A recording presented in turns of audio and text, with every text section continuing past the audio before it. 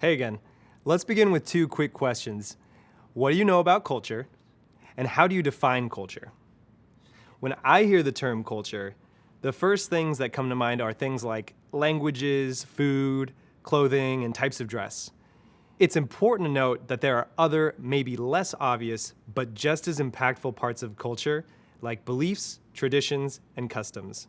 When we learn about someone's culture, we gain a much deeper insight and more complete picture into who they are and how they navigate the world. The same can be true for organizations. An organization's culture provides context and acts as a guide for what their people value, how they operate on a daily basis, how they relate to one another, and how they can be expected to perform. There are many ways to define organizational culture. Some definitions emphasize teamwork and innovation, while others focus on attention to detail and achievement. Entire thesis papers, workshops, and conferences are dedicated to defining and analyzing organizational culture. We only have a few minutes here, so I'll do my best to sum it up. Organizational culture is, in part, the values employees share, as well as the organization's values, mission, history, and so on. In other words, organizational culture can be thought of as the company's personality.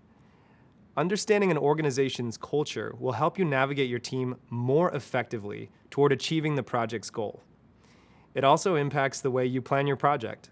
You'll need to be familiar with an organization's culture so that you can minimize conflict and complete the project with as much support and harmony as possible. An organization's mission and values can provide clues to its culture. If you can demonstrate how the project supports the company's mission, or how the project aligns with the company's values, you'll have more support from executives and stakeholders to get the approvals and resources you need. Pay attention to what leaders in the organization value when conducting business. Does the management team care about speed over perfection? How do people within the organization make decisions? Do they thoroughly examine every option for every decision? This will help inform which values are the most important to them and how you can approach your decision making. If you're ever stuck in your project and need guidance about making a certain decision or are unsure how to communicate with someone in the organization, reviewing the mission and values may help direct you toward the right way to handle that situation. Here's an example. If the company values stability and user feedback, it might encourage expanding the project timeline to allow for testing and then making decisions based on those testing results. If the company values innovation and revenue growth, it might encourage a shorter timeline to get the product out faster and taking some risks to try out new ideas. As a project manager, when you understand the different types of values and what to prioritize, you'll have an idea of how you can better prepare for conversations within the organization. Ideally, you'll want to have a good sense of an organization's culture before you start the first phase of your project. If you are interviewing for a project management position, asking about the culture is a great way to get more information about the company. It also shows the interviewer that you're knowledgeable about the impact culture can have on a project. To help you gain a better sense of an organization's culture, consider the following questions. How do people prefer to communicate? Is it primarily through scheduled meetings, via email, over the phone? How are decisions made? Majority vote or top-down approvals? What kinds of rituals are in place when someone new comes to the office? Are they taken out to lunch, given a tour of the building, or introduced to the staff? How are projects typically run? Do they prefer classic? Do they prefer matrix, or some other style of project management? And finally, what kinds of practices, behaviors, and values are reflected by the people in the organization? Is overtime or weekend work an expectation? Are there company-sanctioned social events?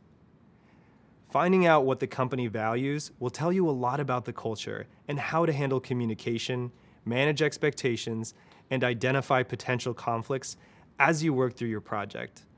Once you begin working on a project, here are some ways to navigate company culture that will help you get the most out of your team and ensure that your project is supported.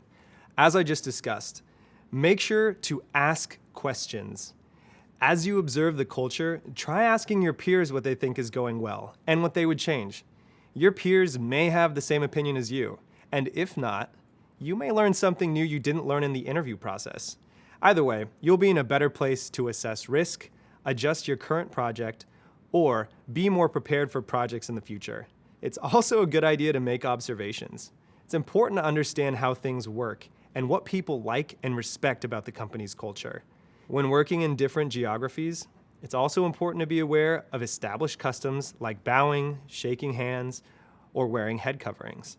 This will help you gain understanding and form respectful relationships. Lastly, it's important to understand your impact. Be aware of your role as a change agent. A change agent is someone who helps the organization transform by focusing on improving organizational effectiveness and development. You and your project will most likely affect the organization in some way. Sometimes just the presence of a project manager creates changes in the office environment or employee dynamics. If your project requires major changes that the organization must adapt to, be mindful of how extreme those changes could be and seek feedback and approval early on. The company may not agree with certain kinds of changes that don't seem to fall in line with their mission, vision, or culture.